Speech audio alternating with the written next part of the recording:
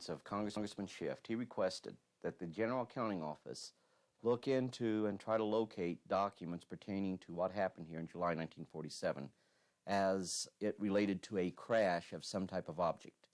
Congressman Schiff did not stipulate that these people were to find alien spacecraft or some type of UFO not of this earth. He only stipulated find the records that would answer once and for all what truly crashed here. The General Accounting Office was to later inform Jack Anderson, in which he reflected this in one of his articles in his column, that they too felt they were getting a runaround from, they named the Air Force. But I would suggest that every agency it was asked that had any information was in fact giving the General Accounting Office a runaround. In order not to expose documentation that the Air Force did have, they stipulated that all records that would provide any solution or answer to what happened here in Roswell was in fact destroyed. It was later ascertained that the documents that were in question that were destroyed were in fact destroyed without proper authorization. Congressman Schiff then asked the General Accounting Office that they should try to ascertain who ordered those documents destroyed and at what time frame those documents were destroyed. General Accounting Office then came back to Schiff and stated that it would be very difficult to ascertain the time frame, as it reflected to them that it was 30, 40 years ago that those records was destroyed, and at this late date it would be almost impossible to determine who ordered their destruction. However, at the same time, the United States Army was releasing records on UFOs. For the last half a century, the Army has been stating they did not have any records. It was found that the Army did have records, to wit, Army Counterintelligence Corps records that dealt with UFOs. They have thus far to date released 339 records. There is a record in there, and it's very interesting, and it's this document, and it is this document right here. It stipulates, remembering that this is a document that was released dealing with UFOs. It is part of the Counterintelligence Corps files pertaining to UFOs. You will note projects, U.S. Air Force Detachment 35. U.S. Air Force Detachment 35 was a highly sensitive intelligence unit at the time. This lists names of cities here in the U.S. that had some dealing with UFOs. You can find, as a matter of fact, some of these incidences referred to in the early histories of Project Sign, which was the forerunner of Project Blue Book. You will note right up here, circled Roswell. This is a UFO file, or this is from the UFO files of the Counterintelligence Corps, United States Army. You will note the authorization for the declassification is based on an order signed into law by President Clinton, to wit, Executive Order 12958. You will further note that originating agency interests fully declassified, yes. You will note down below that it states other agencies' interests declassified. You will note it's circled no. Clearly, this is an Army document. Clearly, this document reflects that these were projects that were turned over to the United States Air Force from Army files. Reason for that, prior to September 1947, the Army and the Air Force were the same. We find out that there was a concern about the existence of these documents, or these objects, as to what their purpose was and what their origin was. This came home on February 26, 1942, commonly called the Battle of Los Angeles. We find that there are some 15 to 20 unidentified craft flying over Los Angeles. We immediately responded by trying to shoot these objects down. The 37th Coastal Artillery Group expanded 1,430 rounds without bringing anything down. We immediately set out to try to find out if there was some hidden base belonging to the Axis from where these planes could come, some commercial airport that they could have had these aircraft housed. None of this bore out. Every search effort we made turned out to be fruitless. At the same time, in the Pacific Theater, they were experiencing the same phenomena, the so-called Foo Fighters. MacArthur directed his intelligence people to find out what was going on.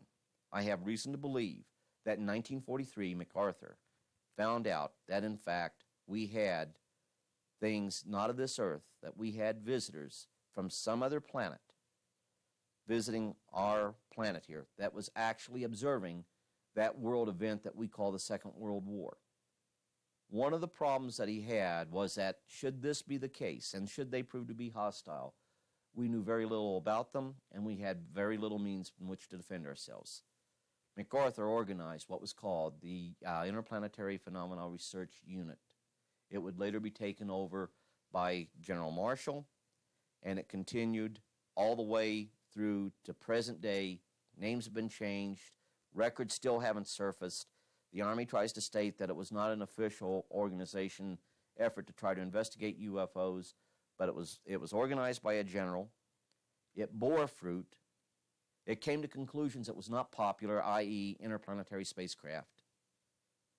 And they continued to do exactly what they do today, and that is to be part of a multi-intelligent operation in the recovery of objects of unknown origin, particularly those that are of non-earthly origin, and to assess that information, get raw field intelligence data, and process that data into some type of useful intelligence product to disseminate to the field to those people who have a need to know, and those people that are the, shall we say, the keepers of that information. What were those? I believe that there was something that was discovered in China in 1943. Exactly what that something is, I have no idea what that was. But one of his Air Force generals, Army Air Corps generals at the time, came back to MacArthur, told MacArthur what we have is something not of this earth. I would further suggest that by this time, even the Germans had uncovered evidence that we were being visited and had some type of physical evidence. MacArthur definitely had physical evidence. From the documentation I saw, I was not able to ascertain exactly what that physical evidence consisted of, but it was there. One thing I find quite unique is that the Germans may have tried to back engineer it. We definitely probably tried to back engineer it. But we find that your technology has to be on par with the acquired technology in order to back engineer. We very quickly were able to ascertain within 3 to 4 years after the end of the war that our visitors were anywhere from 1 to 2 billion years ahead of us.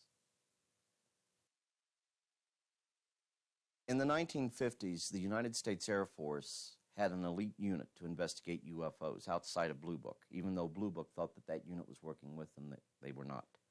This unit was initially organized as the 4602nd Air Intelligence Service Squadron.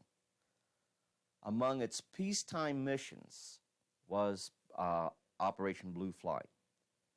Operation Blue Fly was to recover objects of unknown origin that fell to Earth. It's very important that you remember objects that fell to Earth because we didn't have any spacecraft up there at this time. As a result of this, they had monitors right there at Wright-Patterson that when UFO reports came in, they were looked at very closely to see if there was any possible means of, or any possible necessity of sending out teams to recover any of this fallen debris. The Air Force states they never used them. I'm telling you they did. But the intent of Operation Blue Fly, peacetime project, was to go out and recover objects of unknown origin that impacted with the Earth.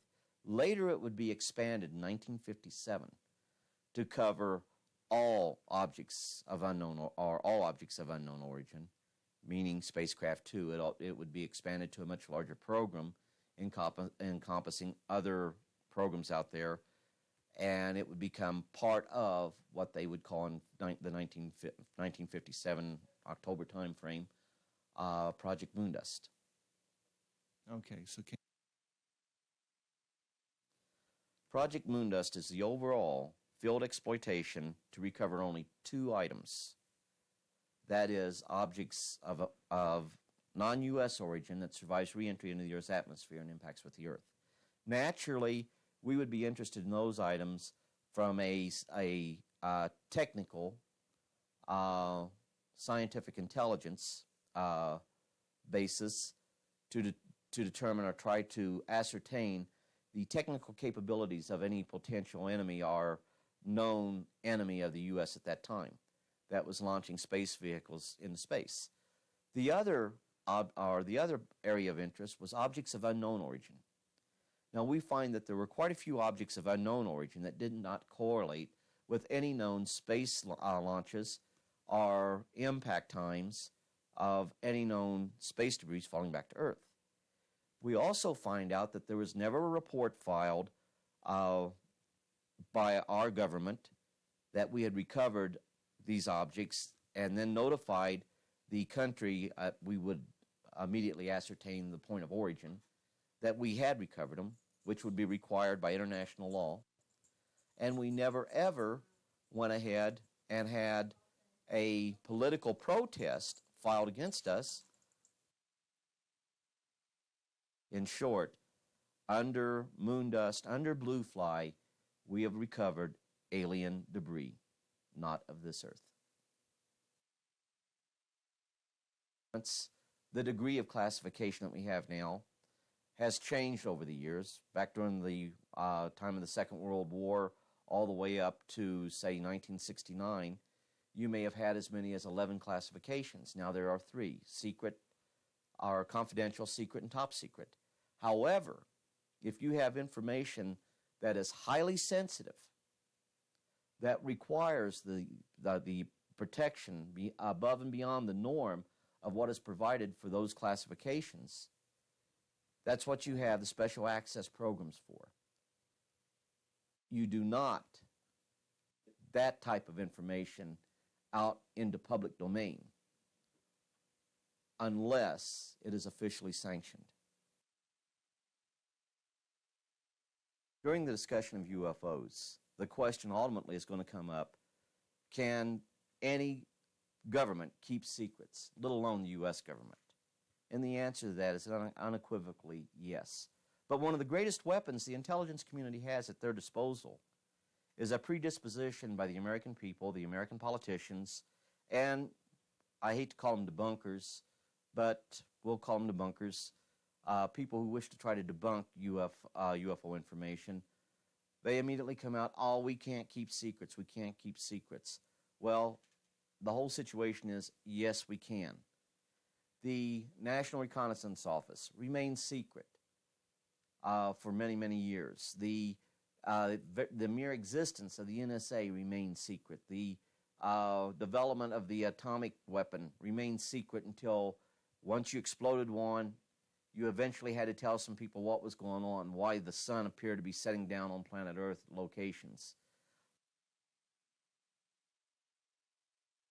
People's own perceptions of the universe, the people's own thoughts as to the existence of life being out there, is one of, there might be life out there and we may sometime pick up radio communications, but physics tells us they can't get here.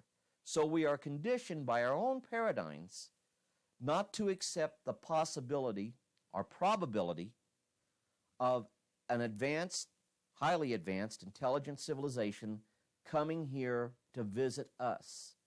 You have evidence in the form of highly credible reports of objects being seen, of the entities inside these objects being seen.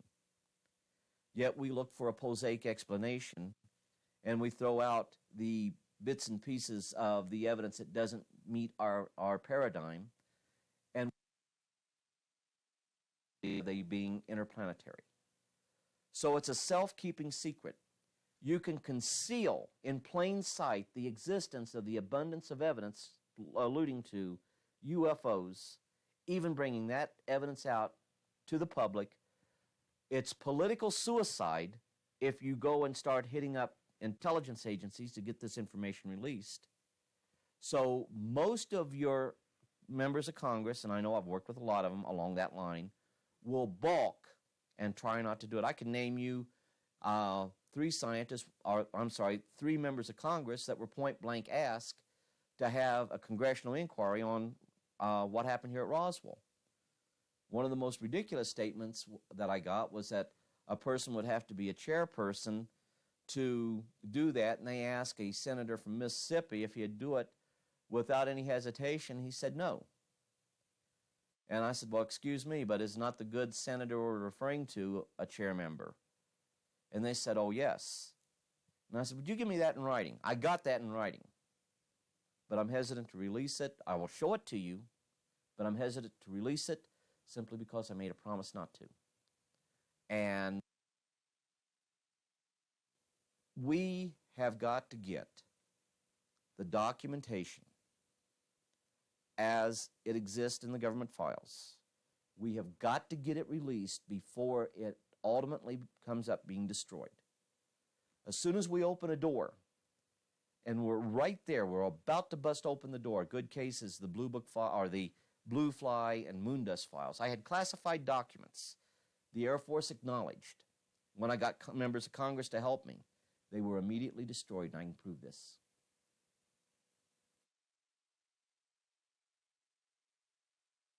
Somewhere along the line, they may see that material and realize there's some very highly sensitive information that would have damning effect upon the national security of the United States should it become compromised.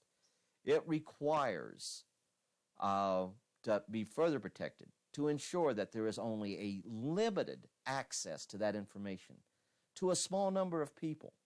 So small you can put them on a list of paper or on a piece of paper and list them by name. Thus, you have the special access programs. The controls that were supposed to be put on the special access programs are not there. When Congress did their review of the way we do, the way we protect documents and the way we go ahead and implement our secrecy programs, they found that you had special access programs within special access programs, that it was essentially impossible to keep control of them all. And I'm telling you right now, it is essentially impossible to keep control of them all. When it comes to UFOs, the same criteria applies. The problem we have right now is that that event, i.e., the ultimate contact, where there is no longer a question about the reality of other beings in the universe coming here, that event has not taken place. Therefore, but a small nucleus within the intelligence community, numbering less than 100, and I'd suggest less than 50, control all that information. It is not subject to congressional review by the Information Security Oversight at all. So Congress needs to go ahead and ask the hard questions, and there would be quite a few missions to describe, but simply put, yes, I was involved in those type of operations. A lot of people think that you're just in a unit waiting in the rafters, just waiting for the next UFO crash or landing where there's going to be debris. It doesn't work that way. You have a real life, you have a real job in the military. However, if you are in an area where an event takes place and you are one of these people that they can go ahead and call upon in your field of expertise, and I can't tell you what that field of expertise of mine would be because I really don't know. But if you're in that location, if you're in that vicinity, you would be one of them utilized. Now, in order to prepare me for this, very early on in my career, they sent me to NBC school at Fort McClellan, Alabama. It's a 3-week school. It's for unit NBC personnel. NBC meaning nuclear, biological, and chemical. And it would always be on the auspices. That's what I was involved in. Later on, it would change to be something even more so. But you would go ahead, use it just as though it was a nuclear accident. There are procedures already established, nuclear or biological or chemical accident, hazard material accident, and you would utilize it that way. If you could get in there and do the recoveries, if you could go in and extract the debris that are there quietly behind the scenes and no one knows, you'd do it. If you needed an officially sanctioned deception program to come into play, such as a bogus news release, you could do this also. You have an airplane accident. We have standard procedures on how we handle that. Those same procedures are utilized when you do a recovery or extraction of a crashed spacecraft or debris thereof. And I have to stress debris simply because these are highly advanced technical machines. There were not that many crashes. They're flawable because they are made by an intelligence that is as mortal as you and I. Us being mortal, we are subject to error. Now we're talking about a highly intelligent civilization, not a highly incompetent civilization. We take steps. They take steps. But at the same time, when you go out, you make a recovery, and when you make that recovery, you handle it the same way you would as if you were out there hitting up on a airplane accident, or you have a hazardous material type situation, because it works. It's all set up. The only problem you have is that you have people out there that are very quickly going to realize that this is not something of this planet. To be sure, with the blue fly aspect of recoveries, you do what's called an on-site analysis. In short, you have experts out there who know what missiles are, who know what aircraft are. They're looking at this material. They're telling you what it isn't. This leaves you to only one possible conclusion: something that did not originate on the face of this planet. That was the intent of the blue fly teams. It was very critical to do an immediate on-site analysis. Now, the way you package the material, if it's just debris, is handled the same way you would if it was hazardous material. You took precautions. If you had a whole craft, you took very serious precautions, because while I still state they are not hostile, but you could cause some serious accidents which would result in death. Not going to get into it how it was with the family when I had to leave, because you get a little emotional because you think about what could happen.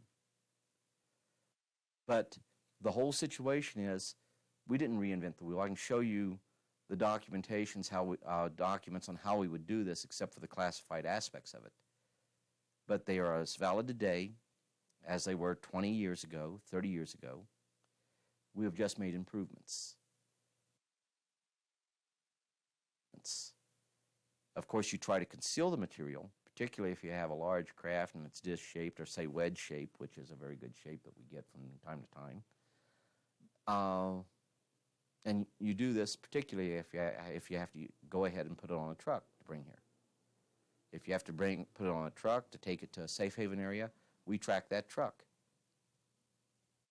The truck has an 800 number currently today, where if there's a breakdown, they're to secure the vehicle and stay with it. But they have a number they can call and immediately get assistance out there to move that vehicle to a safe haven area. And there are procedures outlined in this. As a matter of fact, you have a shipping document. And that shipping document has a number right on it where you call. What you have a code word. There's a code word. I'll use one that we used all the time, Tabasco. Let's say your code word is Tabasco. Well, they're not going to send people out there that are familiar with aircraft, that are familiar with specific types of chemical, are people who are real experts in nuclear waste or things of this sort.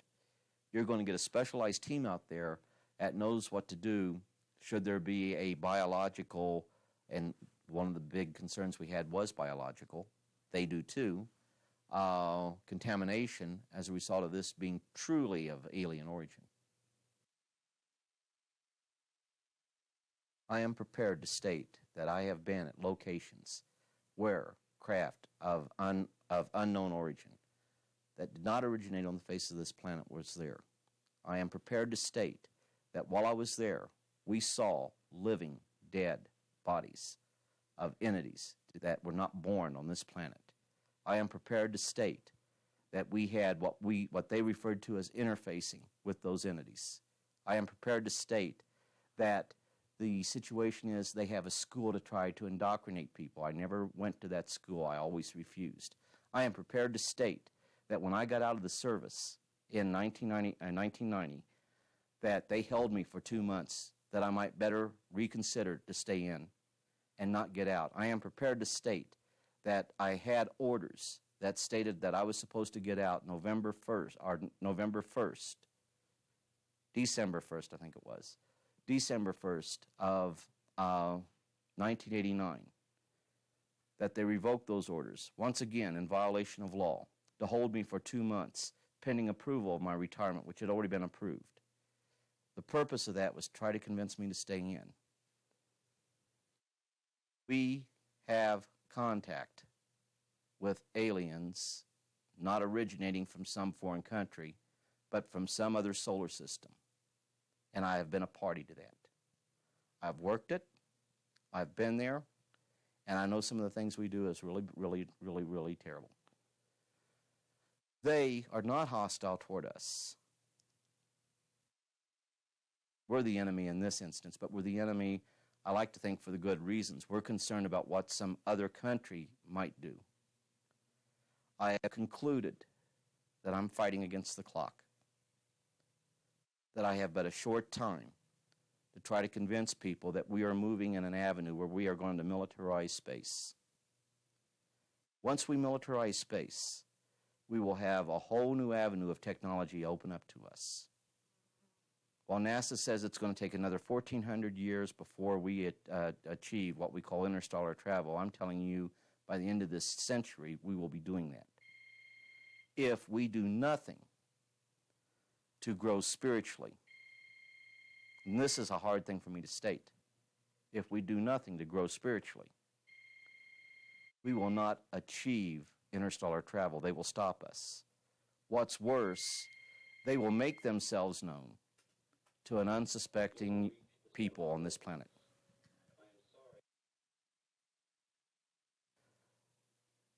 We want to acquire this technology.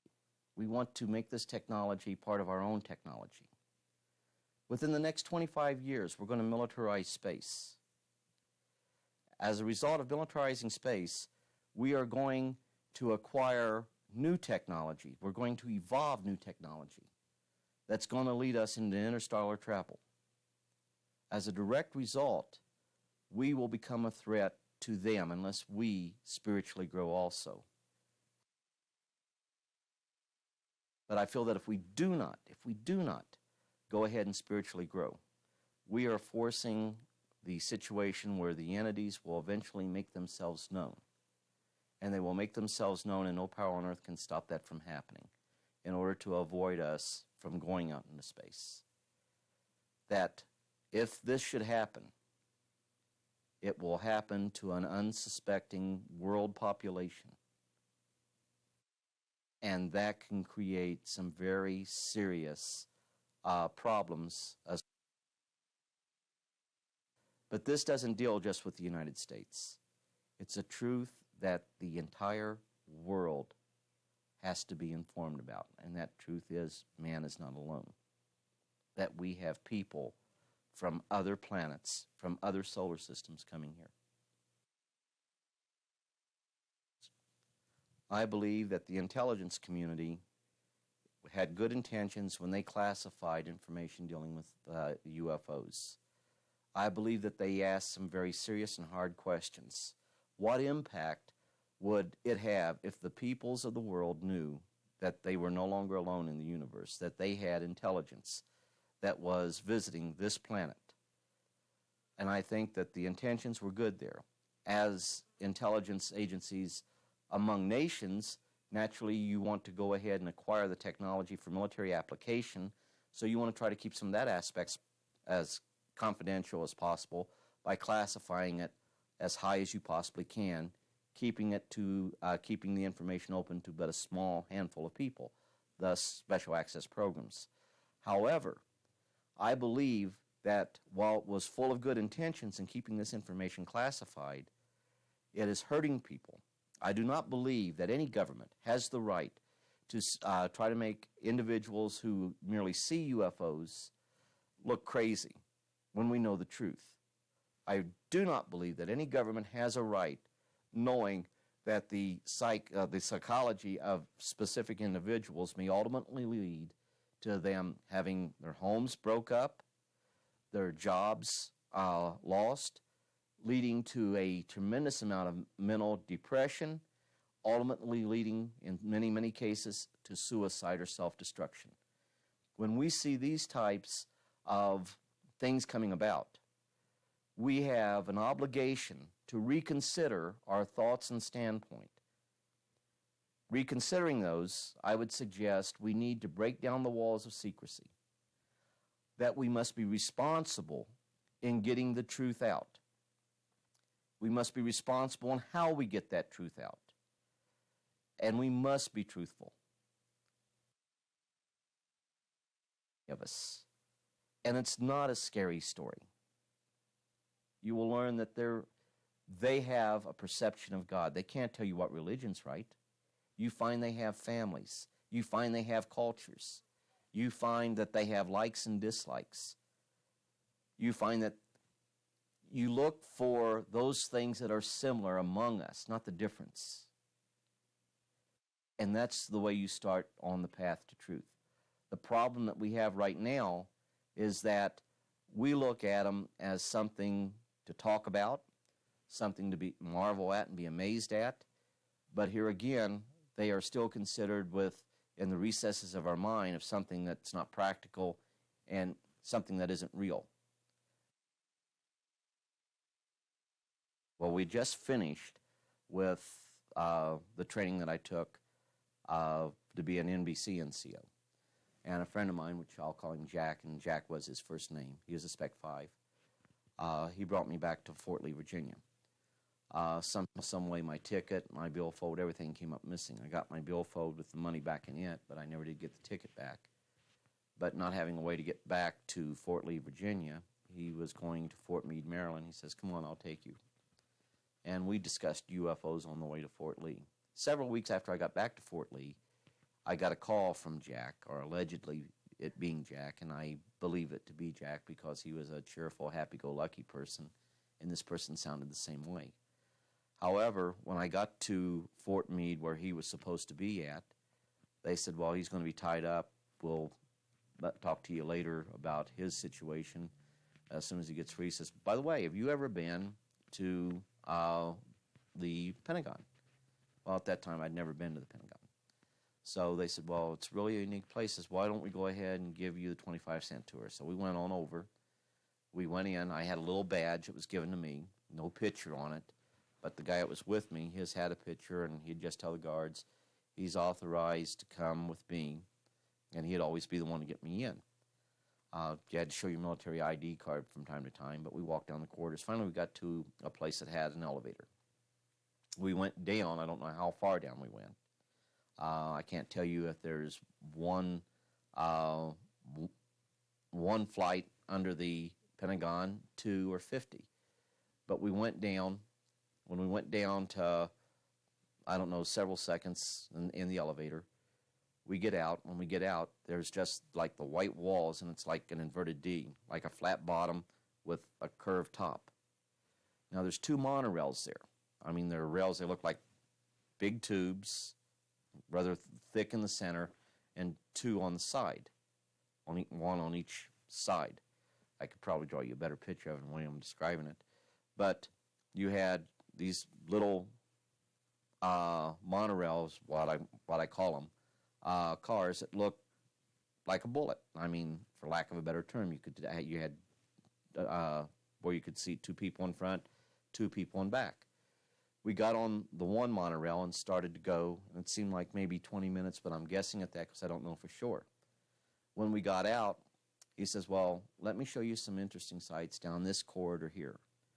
So we're going down the corridor, and it looked like there was a door at the far end of that corridor. As we got closer and closer to that door, my guide turned to me and stated, you know, things aren't always as they seem to be. He says, like, a lot of people don't know about these underground locations underneath the Pentagon. Few know that the Pentagon has underground monorails that connect up to other locations. He says, it's just like, you know, the walls here. They don't all seem like walls. And I said, what do you mean? They don't, they're not walls? I said, what are you talking about? I thought you were always trying to make a joke. At that time, he says, no. He says, like the wall behind you. I look, it looks like a wall to me. There's no seams, nothing I can see. Then he pushes me. I try to grab myself, and you don't just go through it. There's actually a door there that'll open. You want me to finish this too, don't you? Yep. Well, when you go through the door, there's like a field table there. And behind the field table, you had this little entity. The entity was a little bigger than the 3.5 foot tall entities that are a lot of times reported. But there were two men on either side of the table, slightly behind the creature. But yet I got up and I was asking him why he was acting foolish and things of this sort. I won't go in how we were hitting up on that, but when I turned around, looked right into the eyes of this little creature. And, you know, it's like,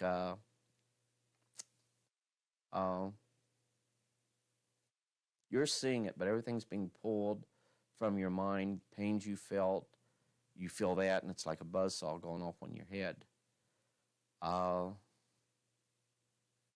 He was reading my whole life. And I mean, you know,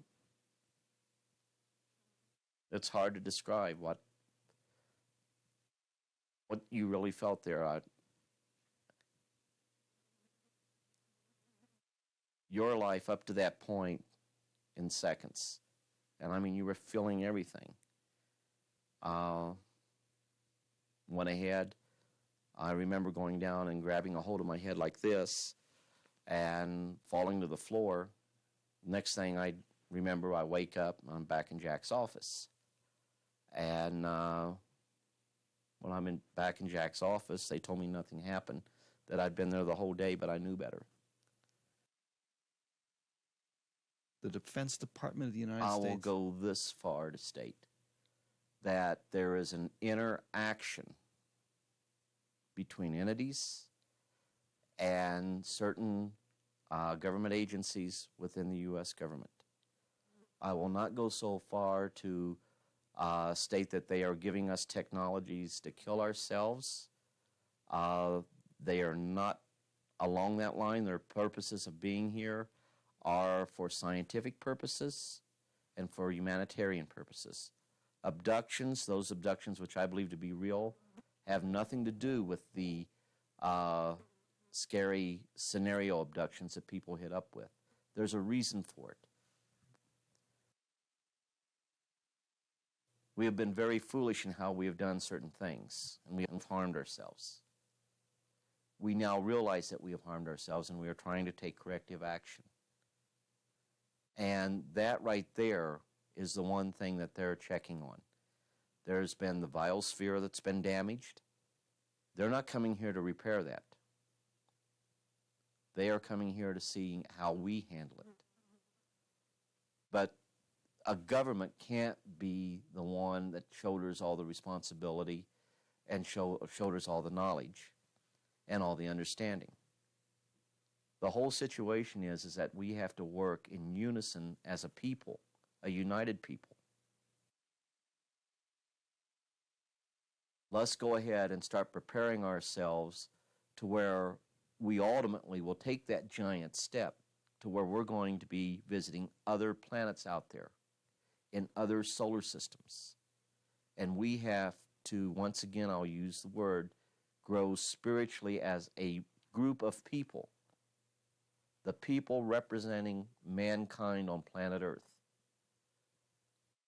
Yes, there is some type, and I don't know to what extent, but there is some type of dialogue that is taking place between our visitors of all species, because there's more than one, and the various governments of not just the U.S. government, but of the world's.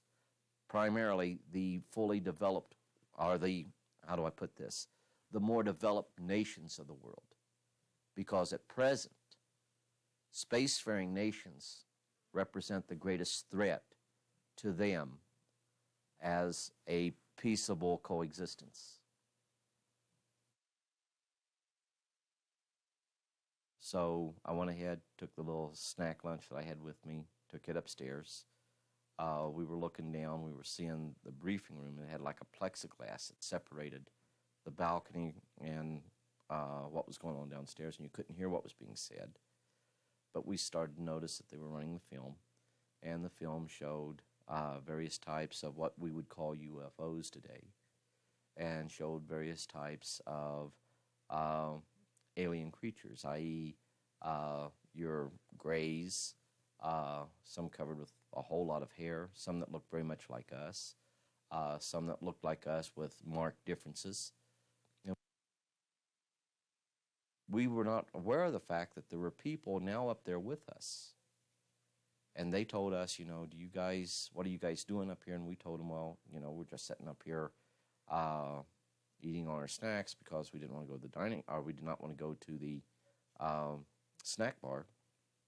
They went ahead, said, you need to come with us, and you need to come with us now. So, I mean, they pushed us, grabbing us by the nape of the neck of the shirt, and pushed us down the stairs. Once they got down to the stairs, they pushed us on out the doors, pushed both of us into a van. The van was right there waiting, panel van, where they pushed us in and shut the door. And then they drove us off. We don't know where they took us to, but the location where we finally got out was a one-frame, military-style building. They took us in there, put us into this room. The room had, like the military cots there, had one table with a light there. And we were sitting back trying to figure out, well, why are they doing this? Why is this going on? So on the 5th night, I got out. When I left the 5th night, they drove me back to my billets. I went in, reported in, went to bed because I was dead tired. All I wanted to do was get some sleep. Next morning, which was a Saturday morning, I am awakened by the CQ, that's charge of quarters. And he says, First Sergeant wants to see you. Well, with had one guy was acting like a good guy. The other guy went ahead and says, I told you, we shouldn't trust him. Let's just take the so-and-so out. Let's just end this. Let's shoot him. And one guy, no, we'll discuss this. And he sent the guy that was supposed to be the bad guy. We use that sometimes in security, good cop, bad cop. But the one that was supposed to be the bad guy, he went to get some food. We had coffee. The guy that stayed there that was acting like the good guy, and myself. And he says, listen, he says, you like working with this stuff? And I don't, no, I don't. And he says, well, you know, you have experience in it. You've had some involvement. He says, and those were not phony pictures up there. They were not trailers. He says, would you like to work with it? Would you like to work with us? No, I wouldn't like that at all. Eventually, he goes ahead and says, look, you like working with it. You'll get to work with it. You'll get to learn more about it. Says, but the whole situation is by the end of this year, we're going to release everything we know. But here again, the world is not a safe place. We have to know more from a technological viewpoint, a military standpoint, than potential enemies of this country. So I'm asking you, work with us. Well, I thought about it. You know, I was young, and I thought this is something that I've actually been involved with all my life, that it'd be fun, that I could go ahead, learn certain things, answers to the questions I had, actually get a better understanding of events in my life. I do believe that, one, they wanted me in the military. Two, they wanted me involved in this program. Three, they wasn't really concerned about if at some later date I started to talk about it. They were only concerned what I might have to prove. If I had some little slivers of proof, what impact would that have on my story? And that's the speculation I have on it. I know they did not want me out. I know they wanted me to stay in. I know they wanted me to go ahead and go to what they referred to as the school. But I never, ever would permit myself to go to what they were referring to as the school. No. Told was that if you go to school, it will open up a whole new world for you, a whole new avenue. But I had to agree to it, and I had to go ahead and sign specific papers to go to it, and I was not prepared to go to that school. I'd seen people who were involved with the program that had gone to that school, and let me just say I didn't like their personality. I did not like the idea that by you going there, it made you something special. It made you prima donna, if you wish. That was not the way it was supposed to be.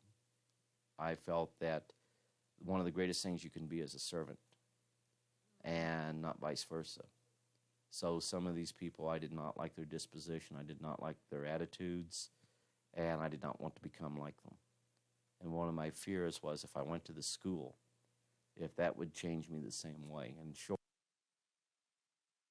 I believe it was. So it's important that people understand that. Now, there are events, there are recoveries, but the recoveries are few and far between. One of the events that took place in 1969 was a recovery of a craft that I call it a wedge-shaped craft that took place in Indiantown Gap.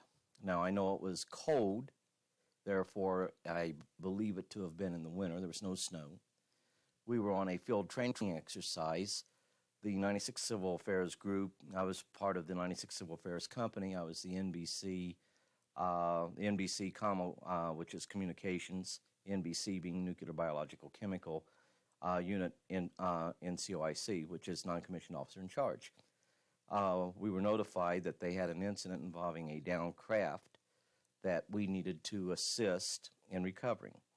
The persons that showed up knew exactly where we were going, because when we went to our staging area, pulling out of the company exercise, or should I say the group exercise, we went to what we call a staging area.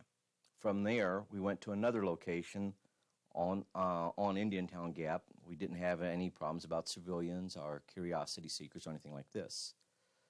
Other than to go into a whole lot of detail about that particular craft, there is a tape out there that does go into detail on it. The situation is we did the recovery. As far as being fully involved in the recovery outside of going up and getting surface readings, realizing that what I was seeing was not of human origin, I was limited in my involvement. When we got there, there was already teams set up, floodlights were already set up around the object. I was asked to get closer and closer to the object to take readings with the APD-27. As I did this, I realized what I was seeing was not of a earthly origin. I'm hesitant to go into it too much because I don't want to get emotional about it. But this would be one of the events that would be outlined. Here again, this was in 1969 exactly. But Bentwaters is another very interesting case. With Bentwaters, we went there to digest some of the information as far as the physical evidence there. There were photographs. There was film footage. There was evidence of high background radiation, or a higher than normal background radiation. Not all that high, but above normal. We found that there was some abnormalities in the area of which we referred to the impact point. We also noticed that the trees had been leveled off at the top. When we got there, it was December 28th was the day that we arrived there. We gathered up the materials. We took these materials back to Lindsay Air Force Base. All the, for lack of a better term, all the hard evidence that we could get, all the documentation was there. There was even some photographs, which I don't think has been alluded to, as far as sightings that was picked up on radar. Both the British government and the U.S. government were aware of these sightings. The hard evidence that we had was taken back to Lindsay Air Force Base. There it was digested to where there was some type of information that could be put out to brief SHAPE headquarters. And I don't know who in SHAPE headquarters was briefed, but I do know that we did have to do that. The information was then put with a special carrier, and we were told is being sent back to Washington, meaning Washington, D.C. I don't believe this to be the case. I believe it was coming back to an air base close to the Washington, D.C. area, and that the materials transferred on to Fort Belvoir, Virginia, headquarters at the time of the U.S. Air Force's Special Field Activities Group, or Air Force's Field Activities Center. They then took this material, did whatever they did with it, and came up with finalized intelligence product. The important thing to remember, the reason it went to Lindsay was because the U.S. Air Force's Field Activities Center had detachments in the field. The closest detachment in the field at the location of Bentwaters would have been Lindsay Air Force Base, which is Det 24.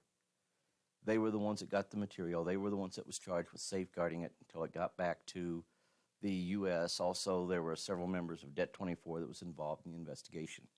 There were other people who came in who I didn't know who they were, but you knew they were involved in the investigation because they were doing the things that would be necessary to do just that. They were asking questions, hard questions, critical questions. They were asking technical questions of technical people was involved. I know for a fact that some of the radar operators, both British and U.S., were questioned. I know some of the people that were out there on 2 different nights were questioned. I know there's a conflict. 7.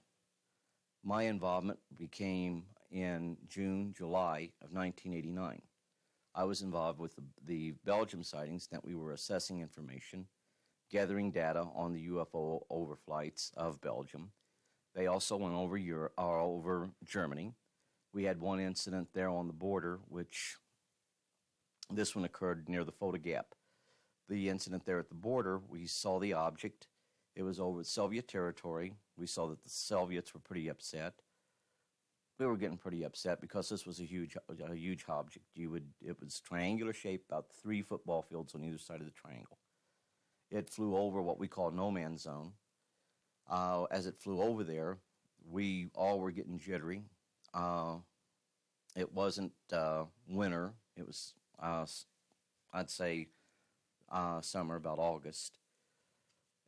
You could feel your hair standing up on end. It was more than just, getting shivers because of fight or something like this. There was some type of physiological effect taking place. Once this incident subsided, we put fighters on alert. We notified them that we may have a Soviet craft coming across the gap, and we were going to intercept it. The Soviets did the same thing. It went back over the Soviet airspace, and they scrambled fighters to try to intercept it. Wasn't traveling fast at all. Traveling very slow. No hurry to get out of the area.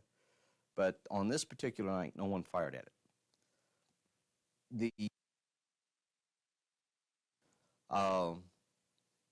There were pictures taken. There was consultation with the Soviet Union. With this going on, everyone was taken in and briefed and was informed that what they saw was nothing more than a Russian MiG-27 that had strayed across into the Foda Gap area far enough into the no man's zone to create a problem and cause some alarm. It was no MiG-27. We know exactly what we were looking at. We knew what MiG-27 looks like. You have flashcards, which are silhouettes of the various craft of the Soviet Union and even our own. So we knew precisely what we were looking at. What we saw was a craft that was of an unusual origin. it was not aerodynamically sound. And when I state it was not aerodynamically sound, I mean it had no means of staying aloft like that without some visible means of aerial support, like a helicopter. That wasn't there. It was perfectly silent, not making any noise, roughly 3 stories high.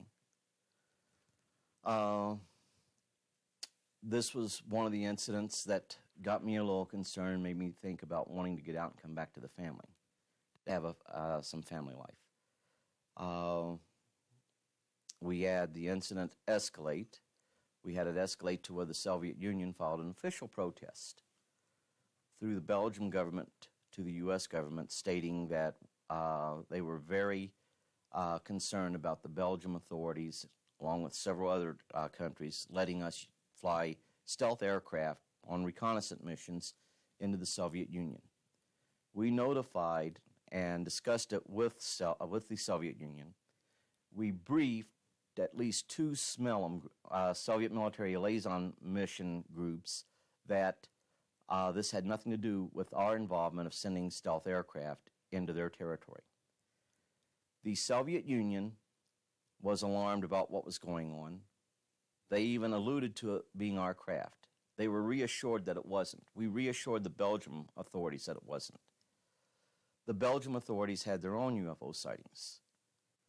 We have seen this on TV. What you don't know about those sightings is that there was a tremendous, I don't want to call it a cover-up. There was a movement to keep specific information about those sightings under wraps. There was some intentions to go ahead and alter the film footage of the radar screens to the point of where it showed that the UFO went underground, which it did not. I think it was supposed to have gone 600 feet into the earth. That did not happen. It was visible. People saw it. The pilots saw it. The pilots' aircraft locked onto it.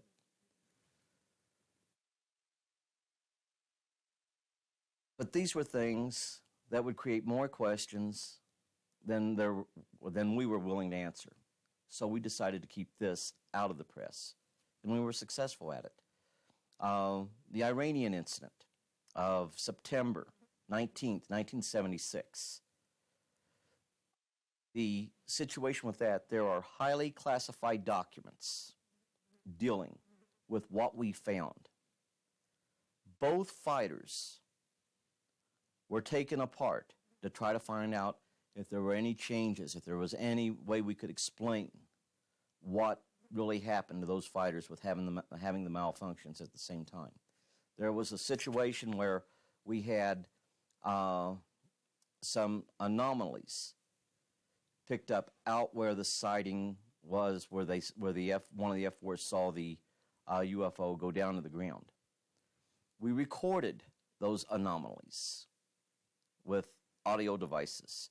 We took film footage of the area, and there were some strange things that showed up on that film footage. What all took place there at the landing area, I am not privy of. I don't have all the information. It wasn't something I had to be involved in. But I can tell you this much. Whatever took place there had people out there for 2 to 3 weeks. In 1986, I believe it was, fired at a UFO on 2 occasions. The UFO took off like nothing happened. In 1980, I believe it was, you had the incident where you had, no, this was in 86. In 86, you had the incident where you had 20 or more UFOs flying around Brazilian aircraft, flying rings around them. These documents are important. They're documented events by government documentation.